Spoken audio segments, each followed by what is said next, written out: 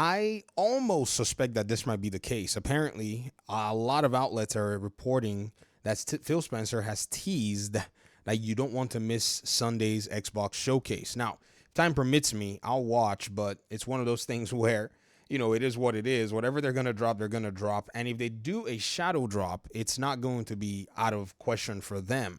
This, in my opinion, has been something very interesting with them as to how and why they do it, but hey, as of my count, three have been done: Hi-Fi Rush, Oblivion Remastered, and Ninja Gaiden Black 2. So, saying that they're actually in the business of doing stuff like that, okay, in all fairness, Oblivion Remastered was actually, teased in a sense, in quote, leaked. So, can we call that a shadow drop? Well, it kind of still is.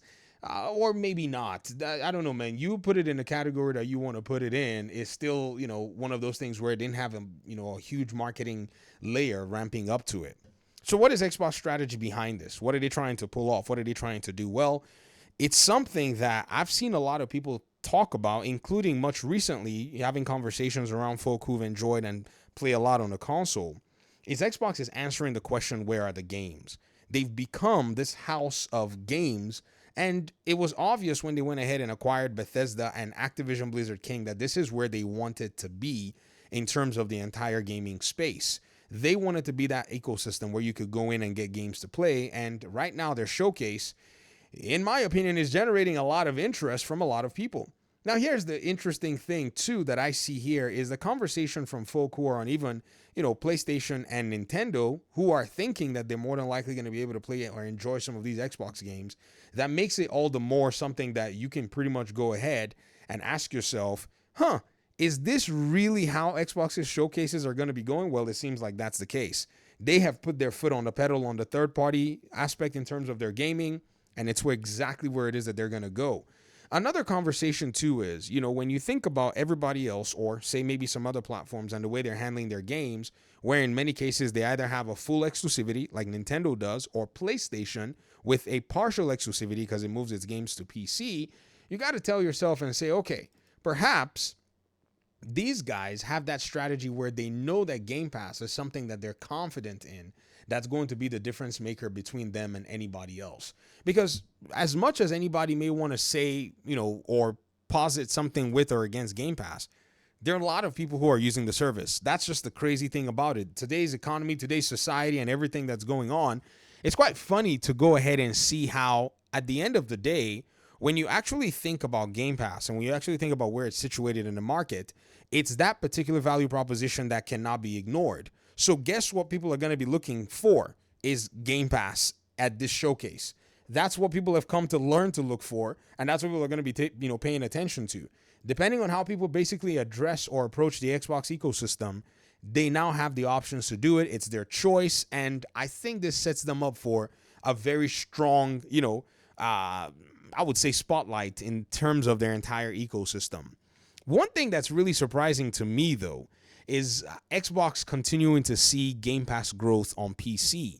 Because as a PC gamer myself, we are into the Steam sales and the fact that you can play on PC, and there's, or has at least been, a distrust of Xbox and PlayStation, both collectively, which is interesting. But now to see that this particular area is receiving growth even shows them more than anything else, either these gamers are finally seeing something on Xbox that they didn't see back in 2017 all the way through now, or they're just at the point where they're willing to embrace value as another proposition. But by and large, this is going to be one of those showcases that does attract and pull a lot of people in because of the things that Xbox has been doing since 2023, Starfield, the early access, the Hi-Fi Rush thing, the Ninja Gaiden Black thing that they did just, recently, and even the number of games they've been bringing to Game Pass from a third-party perspective and even from a first-party perspective. I think this probably starts to make a difference. Here's what's going to happen. A lot of people are going to be watching this stuff. A lot of people are going to be watching out for what they're doing. So you, as an Xbox user, how do you think that this is going to be something that affects you, as a user of the ecosystem? I argue that if you're an Xbox user, you're more than likely going to be looking forward to this because the most important thing in all of this is the games. gamers have always been interested in games at the end of the day. Gamers have always been interested in accessibility because they like it. They want to be able to play games. They're not really, at the end of the day, they're not really deterred by, some extenuating factors in most cases if they really want to play a game. I mean, these are the same gamers that are talking about Nintendo Switch 2 and Cyberpunk 2077 being excited for it at 40 FPS, right? Which, for the most part, these folks said, it had to be 60. But, everybody has concessions that they always give. They're like, well, Nintendo can give us a 30 FPS experience and we'll be fine with it. Or 40, FPS experience and we'll be fine with it. But really, it's the games that Nintendo has that makes them fine with it. And this is what I've usually always said whenever a game, has a 30 FPS mode and so on and so forth. I usually laugh and say, at the end of the day, gamers who want to play those games will play those games regardless, because that is their core focus at the end of the day. So this Xbox showcase, I've seen some folk on PlayStation side say, this is our showcase. I think Xbox says, sure, whatever. And Xbox users laugh or maybe say this is our showcase. And Xbox is also saying, of course, it's an Xbox games showcase. But at the end of the day, this is a showcase for gamers. This, at the end of the day, is exactly what we should be looking at. Those who've played the Outer Worlds, I played a little bit of it. I'm still kind of getting used to Obsidian's thing. And I played The Division instead. You guys know the whole deal. You probably be looking forward to this second game. It's going to be multi-plat. There's no surprise in that case. And I think that this surprise might be a shadow drop. I don't know what it's going to be, but we'll see, though. It's looking really interesting at the end of the day.